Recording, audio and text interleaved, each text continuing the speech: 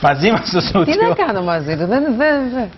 Ο συμβουλευτικός ψυχολόγος ο Νίκος Ηλία. Νίκο, καλημέρα. Καλημέρα. Καλώς όρισες. Καλή αρχή. Ευχαριστούμε που είσαι εδώ. πάρα πολύ. Διακρίνω πολύ θετική ενέργεια. Χαίρομαι που το διακρίνεις, γιατί έτσι είναι. Έτσι είμαστε, δεν μπορεί να μας αλλάξει κανείς. Και έτσι Περνάμε πρέπει. ωραία. Μακάρι να μπορούσαν όλοι οι άνθρωποι να είναι έτσι. Περνάμε υπέροχα. Και εύχομαι να περνάει και στον κόσμο. Και είναι και το πιο σημαντικό. Λοιπόν, το θέμα μας για σήμερα είναι επιστροφή στη ρουτίνα. Ναι. Έχω να του κάνω μία ερώτηση. Ναι, έλα. Εσύ όταν επέστρεψες από τη ρουτίνα των καλοκαιρινών διακοπών, με ποια διάθεση ήρθες στη δουλειά? Ναι. Εγώ είμαι επιμονή μου βάσει σε διακοπές, λέει και ο Θεόδουλος. Ναι, μπράβο. Καλό αυτό. Ναι, σίγουρα. Να, κάνε την πάσα σου τώρα. Ο συνάδελφος λοιπόν ο Θεόδουλος Κουλαμπής έχει ετοιμάσει ένα ρεπορτάζ σχετικό για την επιστροφή στη ρουτίνα. Προσέξτε το λίγο. Έχει σημασία να ακούσουμε κάποιες συμβουλές από τον ειδικό μας σήμερα και να επανέλθουμε στο ρεπορτάζ που ακολουθεί όλες τις λεπτομέρειες.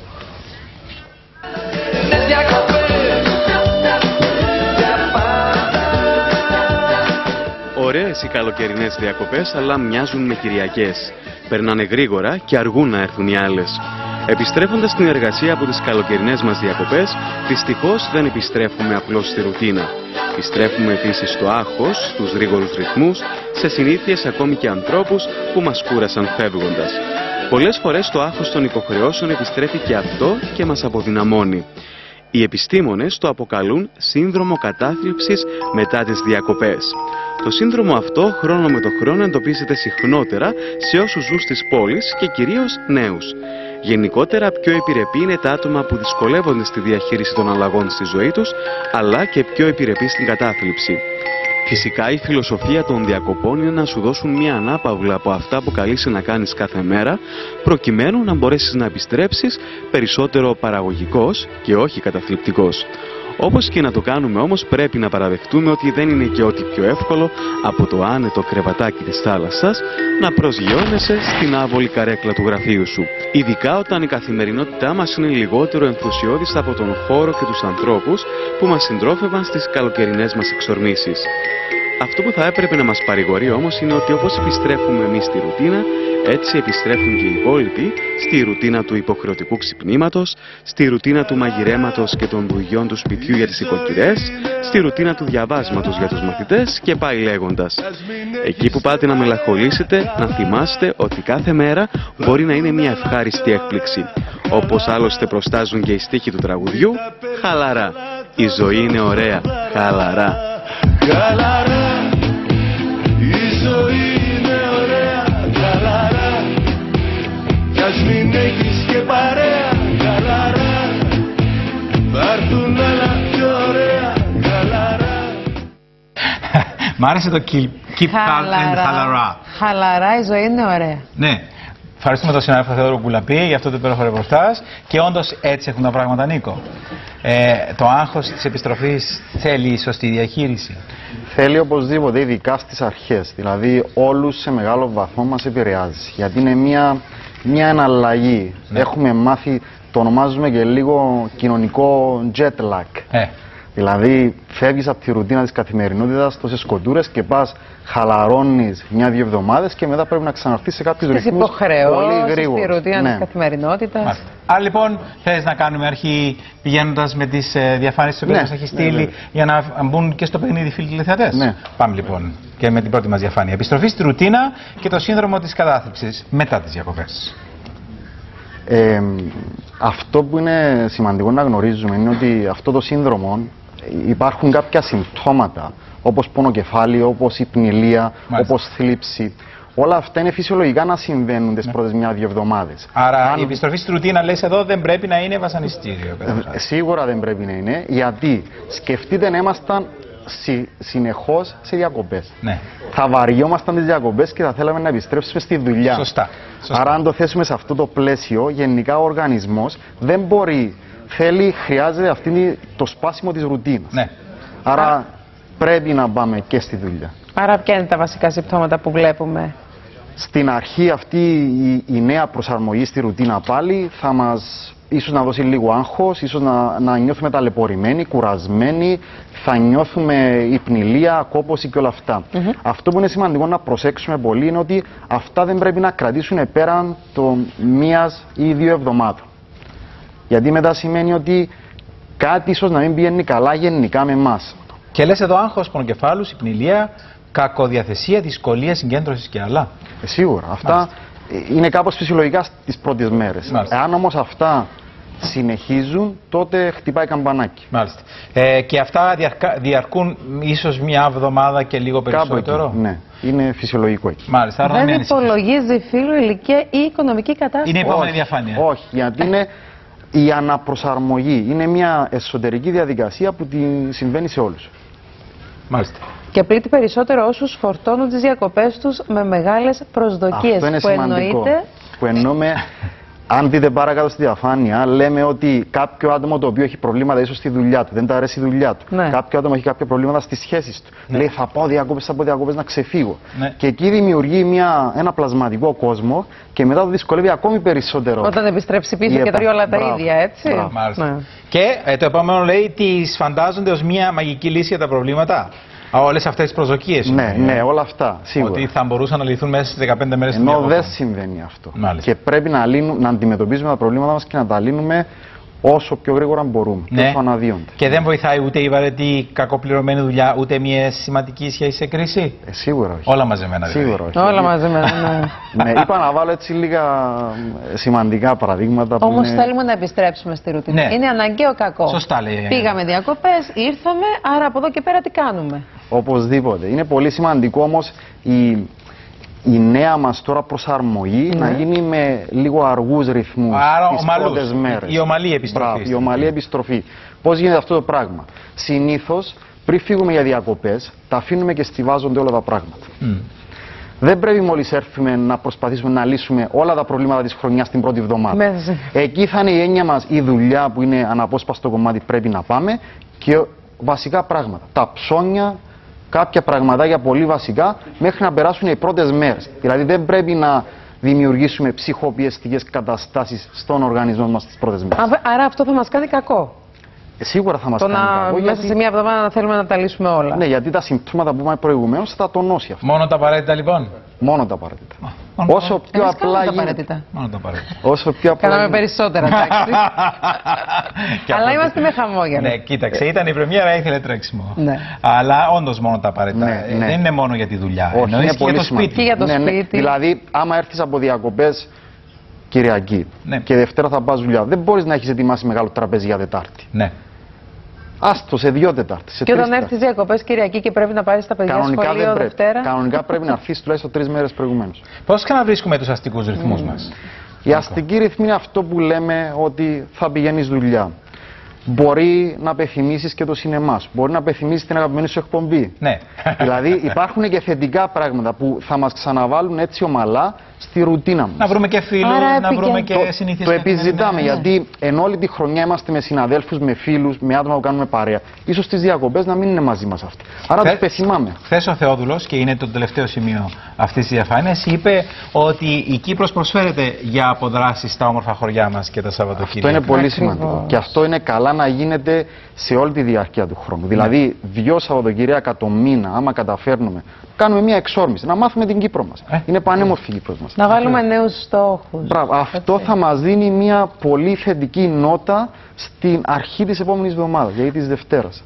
Το κάνουμε εμείς ως μεγάλοι. Στα παιδιά μας πώς το μεταδίδουμε αυτό? Από γιατί είναι όλη η οικογένεια. Αλήθεια, από εμάς εξαρτάται. Εγώ σε πάω στοίχημα ότι άμα πάρεις τα πιτσιρίκια εδώ 5-6 χρονών πάνω στις πλάτρες να πας στο μονοπάτι της φύσης για παράδειγμα, θα τρελαθούν. Αλλά λέμε εμείς, μα θα βαριούνται, μα θέλουν τα iPad. Δεν ισχύει όμως αυτό. Θέλουν να είναι μαζί μας και όπου να είναι τα παιδιά μας. Συμφωνώ. Ωραία. Μπείτε στη λογική, δεν θέλει κόπο, θέλει τρόπο. Μ' αρέσει αυτό. Αυτό είναι πολύ σημαντικό. Ναι. Όλα τα πράγματα στη ζωή, εάν τα βασίσουμε σε αυτή τη λογική και προσπαθήσουμε και την εφαρμόσουμε, τότε η ζωή μας θα γίνει πολύ πιο απλή και πολύ πιο όμορφη. Πώς γίνεται αυτό? Πώς? Ποιοτική διαχείριση χρόνου. Δηλαδή, ο μεγαλύτερος μας εχθρός είναι ο χρόνος. Είναι, ναι. Δηλαδή, κάνουμε ένα πρόγραμμα και βλέπουμε ένα εβδομαδιαίο πρόγραμμα και προσπαθούμε, κάνουμε μια καταγραφή καθημερινά που σπαταλάμε τον χρόνο μας. Και αυτό θα μας δώσει μια αξιόπιστη εικόνα, μια αντικειμενική εικόνα στο που σπαταλάμε χωρίς να υπάρχει λόγος χρόνος. Και αυτόν θα τον αντικαταστήσουμε με πιο ποιοτικά, πιο θετικά πράγματα. Μπορούμε να περνούμε χρόνο αμέτρητο με τα παιδιά μας, 4-5 ώρες, και να μην έχει καμία ποιότητα. Μπορεί να περνούμε 2 ώρες τη μέρα και να είναι ποιοτικός ο χρόνος. Αυτό είναι. Ένα στοιχείο που είναι σημαντικό να αναφέρουμε εδώ είναι η τελειομανία. Πολλοί είναι άνθρωποι, καλό αυτό. Σε μεγάλο βαθμό όχι. Τι γίνεται όμως, έχουμε ένα φάσμα. Στη μια μεριά είναι ο χρόνος, η έλλειψη χρόνου και στην άλλη η τελειομανία. Πρέπει να βρεθούν κάπου στη μέση αυτά. Δηλαδή εμείς δημιουργούμε το πλαίσιο του χρόνου που θέλουμε να αφιερώσουμε. Γράφουμε για παράδειγμα, ξέρω εγώ, ένα άρθρο και θέλουμε αυτό το άρθρο, λέμε το γράφουμε και το ξαναγράφουμε. Μπορεί να μας πάρει χρόνια. Άμα πούμε σε 3 μέρες θέλω να το έχω ολοκληρώσει, τότε του δίνουμε ένα πλαίσιο, του δίνουμε μια πραγματική υπόσταση και αναγκάζουμε τον εαυτό μας να γίνει πιο ποιοτικός και να ολοκληρώσει αυτό το πράγμα. Και όπως λέει ο Νίκος, το βλέπουμε. Το έχεις δει, το βλέπεις μπροστά σου. Το βλέπεις ολοκληρωμένο. Αν το δεις ολοκληρωμένο, τότε θα το κάνεις. Βρείτε την ισορροπία στη ζωή σας. Πολύ σημαντικό. Πολύ σημαντικό. Γιατί πολλές φορές όταν φύγουμε για διακοπές, μας δίνεται ο χρόνος να περάσουμε λίγο χρόνο με τον εαυτό μας. Και εκείνοι που αναρωτιόμαστε, μ' αρέσει αυτή η ζωή που ζω, είμαι ευχαριστημένος, είμαι ευτυχισμένος, τι μας κάνει ευτυχισμένος? Ναι, Νίκο μου, αλλά είναι υποκειμενικό όμως. Ναι, να ρωτήσω όμως κάτι. Αν πεις στο σύζυγό σου θέλω να περάσω λίγο χρόνο μόνη μου, τι θα σκεφτεί? Τίποτα. Αν το καταλαβαίνει και νιώσει την ανάγκη σου, γιατί επιβάλλεται να το κάνεις αυτό, γιατί αν θεωρείς πράγματα. Πραγματικά επιβάλλεται. Ο καθένας, το κάθε άτομο της οικογένειας είναι και μία μονάδα από μόνη της. Και αν δεν είσαι εσύ καλά, δεν μπορείς να είσαι καλά με τον οποιοδήποτε. Ένα μεγάλο κεφάλαιο για να ολοκληρώσουμε αυτές τις διαφάνειες είναι η μελαγχολία η οποία προκαλείται μετά από αυτή την επάνωδο. Σίγουρα. Η μελαγχολία, όπου ίσως το πιο σημαντικό φάρμακο θα μπορούσαμε να πούμε είναι η γυμναστική. Αλήθεια. Δηλαδή η άσκηση, πολύ σημαντικό. Αυτό μας βοηθάει να απεγκλωβιστούμε από όλη την αρνητική ενέργεια, να εκκρίνονται ουσιαστικά ενδορφίνες, που είναι ουσίες του εγκεφάλου, βιοχημία του εγκεφάλου, που ρυθμίζουν το κέντρο της χαράς και της θλίψης στο μυαλό μας. Άρα όσο εκκρίνονται αυτά μέσα από την εκγύμναση, τόσο καλύτερα, δεν νιώθετε καλύτερα μετά από είτε ένα έτσι γρήγορο περπάτημα, είτε μια ποδηλασία, είτε. Βλέπω εδώ, απεγκλωβίζει την αρνητική ενέργεια. Εγώ που ξεκίνησα γυμναστική νιώθω πολύ ωραία. Μπράβο, άρχισες, δεν μου το πες. Αλήθεια. Τα λέω σιγά-σιγά. Μπράβο, και να το κρατήσεις. Βέβαια, θα το πολύ σημαντικό. Το άλλο πολύ και σημαντικό. βοηθάει πάρα πολύ. Σε όλα. Ουσιαστικά εναρμονίζει το μυαλό με το σώμα. Το πάνε οι αρχαίοι πριν. Γρήγορο περπάτημα βλέπω εδώ γράφεις. Γιώκα, εδώ βλέπω γράφεις. Αν κάνεις αργό περπάτημα, δεν εκκρίνονται οι ορμόνες αυτές οι ενδορφίνες. Το γρήγορο δεν θέλουμε να πας στο άλλο άκρο ή πολύ έντονη γυμναστική, αλλά πρέπει να έχει λίγη ένταση. Ύπνος και χαλάρωση. Ύπνος είναι τρομερά σημαντικός σε όλα. Έχουμε κάνει. Πόσες ώρες δηλαδή πρέπει να κοιμόμαστε? Ακούστε, υπάρχει έτσι ένα μικρό τρίκ. Ένας ολοκληρωμένος κύκλος ύπνου, και είναι καλά να κάνουμε και μια εκπομπή ειδική, γιατί είναι πολύ σημαντικά για τον ύπνο και δημιουργεί και πολλά προβλήματα. Ένας ολοκληρωμένος κύκλος ύπνου είναι περίπου μεταξύ 88 και 92 λεπτών. Δηλαδή περίπου 1,5 ώρα. Πρέπει να κάνουμε ολοκληρωμένους κύκλους ύπνου. Δηλαδή, κάποιος μπορεί να κοιμάται 6 ώρες, άλλος 7,5, άλλος 9. Είναι ανάλογα από τον οργανισμό. Αλλά πρέπει να είναι βάσει αυτών των ολοκληρωμένων κύκλων. Άρα είναι ανάλογα με τον κάθε άνθρωπο. Γιατί γίνεται αυτό? Πόσες φορές έτυχε να κοιμηθούμε και περισσότερες ώρες και όταν ξυπνήσαμε ήμασταν μουδιασμένοι. Τις περισσότερες φορές αυτό παθαίνουμε. Επειδή ένας ολοκληρωμένος κύκλος ύπνου έχει 5 στάδια. Τα 4 είναι non-REM, που είναι ο ελαφρύς ύπνος που λέμε. Και το τελικό είναι ο βαθύς ύπνος. Εάν διακόψω το βαθύ ύπνο, είναι εκεί που καταγράφονται οι μνήμες, αποθηκεύονται πληροφορίες, βλέπουμε τα όνειρα. Εάν το διακόψουμε αυτό, ξυπνάμε και δεν είμαστε καλά. Και είναι εκεί που γίνεται και η διόρθωση όλων των σημείων. Όλα, ό,τι προβλήματα έχει ο οργανισμός, εκείνη την ώρα, επειδή δεν χρησιμοποιεί πολύ ενέργεια ο εγκέφαλος, βοηθάει και ανανεώνει όλα τα κύτταρα του οργανισμού. Και το τελευταίο σημείο τα λέει όλα. Συναναστροφή με θετικούς τρομερά σημαντικό. Τρομερά σημαντικό. Βάλτε θετική άβρα στη ζωή σας. Προσπαθήστε. Εγώ όταν έμαθα 2 σημαντικά πράγματα στη ζωή μου, έχω γίνει πολύ καλύτερος και σαν άνθρωπος και νιώθω πολύ καλύτερα. Το πρώτο είναι να λέω όχι όταν δεν μπορώ να υλοποιήσω κάτι. Και το δεύτερο, να προσπαθώ να συναναστρέφουμε όσο περισσότερο μπορώ με θετικούς ανθρώπους.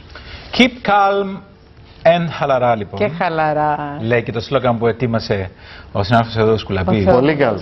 Ο οποίος ετοίμασε αυτό θα είναι και πώς το λέμε, το μότο για τη βάφτιση του γιου μου σε λίγες εβδομάδες. Είναι keep calm. Ναι, θέλουμε να δώσουμε την ηρεμία. χαίρεστε. Και να είναι πολύ. πάντα γερό δυνατό. Πού πήγες διακοπές εσύ?